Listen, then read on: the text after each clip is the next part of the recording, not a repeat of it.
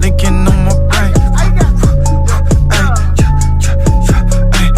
What is going on, everybody, and welcome back to the channel. And today we're going to be talking about Blake Griffin.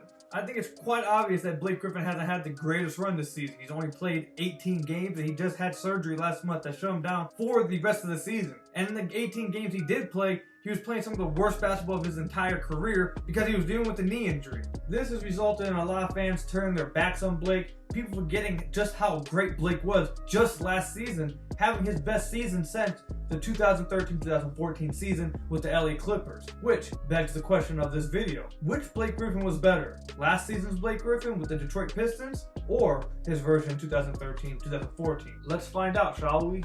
So first, let's go ahead and dive into Blake's 2013-2014 season with the LA Clippers. The 2013-2014 season would feature Blake in his fourth NBA season at the age of 24 years old. The Clippers would go on to win 57 games this season and finish third in the Western Conference. Blake had been an all-star before this, but this was really where he burst onto the scene as a mega superstar. This season, Blake put up 24.1 points a game, 9.5 rebounds per game, 3.9 assists, on a field goal percentage of 52.8%, 3-point percentage of 27.3%, and a true shooting percentage of 58.3%. Blake was taking less than a 3 per game, so it doesn't really matter what he was shooting from beyond the arc. All that matters is to know that he wasn't really shooting threes at this point in his career. And now we're going to dive into some of his advanced stats, such as VORP, BPN, defensive box plus minus, and offensive box plus minus. I'll be sure to describe what each one of these are. VORP is your estimated value over replacement player. Box plus minus is your estimate of points per 100 possession contributed above an average player. And offensive box plus minus and defensive box plus minus is the same thing, just on specific sides of the floor. So during the 2013-2014 season, Blake had a VORP of 4.7, a box plus minus of 4.5, a defensive box plus minus of 0.7, and an offensive box plus minus of 3.8. This will make more sense for all of you guys when we compare it to his Pistons season last year. So obviously, as you can tell, Blake was on another level this season, and probably the biggest proponent for him being at his best this season will be the fact that he finished third in MVP voting this season.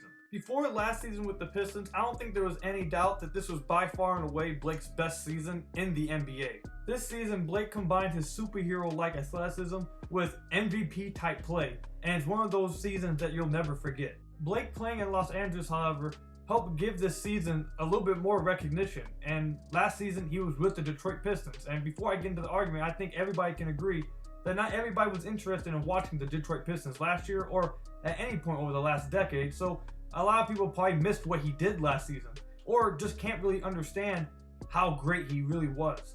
Enough talking about it, let's go ahead and get into his season last year. This season we would see Blake add the 3-point shot to his game and become the primary playmaker on a playoff team. After battling injuries for the last 3 seasons, he would go on to make his first All-Star game since 2015 and his first All-NBA team since 2015.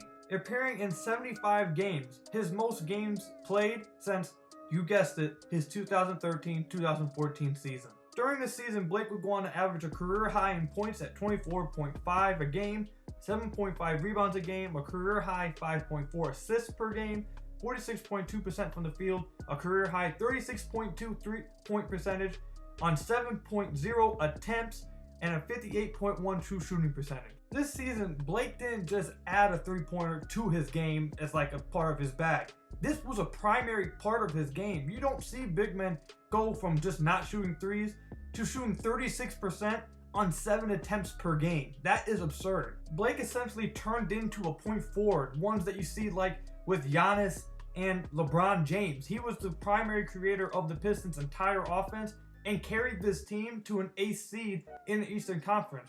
And probably would have finished higher, like the 6th seed, if he didn't get hurt in the final 6 games. Now let's compare his advanced stats to the season in 2013-2014. His VORP was a 4.7, the same as that season. His box plus minus, 5.1, 0.6 higher this season. Defensive box plus minus, 0.2, 0.5 less than the 14 season.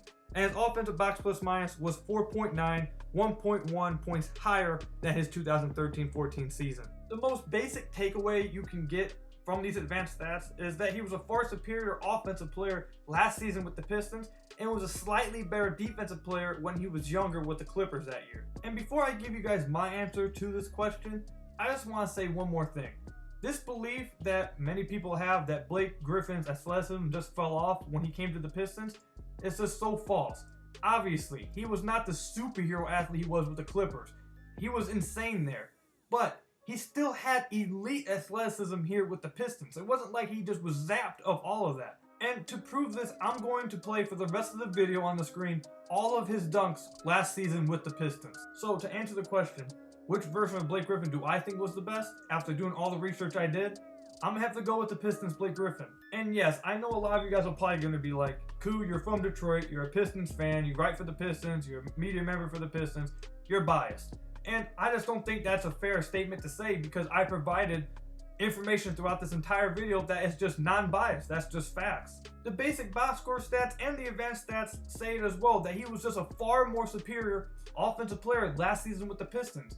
No, once again, he may not have been the superhero athlete that he was with the Clippers, but he still very much was an elite athlete, except this time he was a marksman from deep and was playmaking like he was a point forward. No, not like he was a point forward. He was the point guard of the Pistons offense, and he was creating for everyone and carried that team to the playoffs. I just believe, and I believe the advanced stats and the basic box score stats also supported that he affected the game in more ways last season with the Pistons than the Clippers Griffin could ever even imagine of doing. And while, yes, I understand he finished third in MVP voting that season with the Clippers, he was outstanding. But that also has to do with the fact that he had a great team around him, so his team had a great record. Last season, he had a very bad team around him in Detroit and carried them to the playoffs.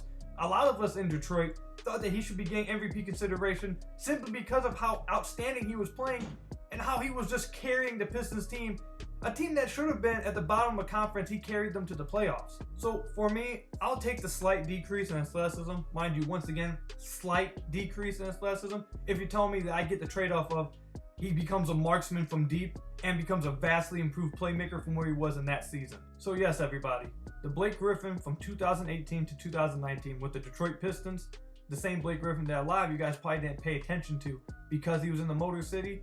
Yes, that Blake Griffin is the best Blake Griffin we'll ever see. And that's all I've got for you guys today. Make sure you guys comment down below whether you guys agree or disagree with my take. And yes, I'm not going to show my face because like I said, I'm going to continue to let these Blake Griffin dunks last year with the Pistons play until I'm done here. If you guys liked the video, make sure you guys give me a thumbs up and don't forget to subscribe to the channel. I got much more content coming your way.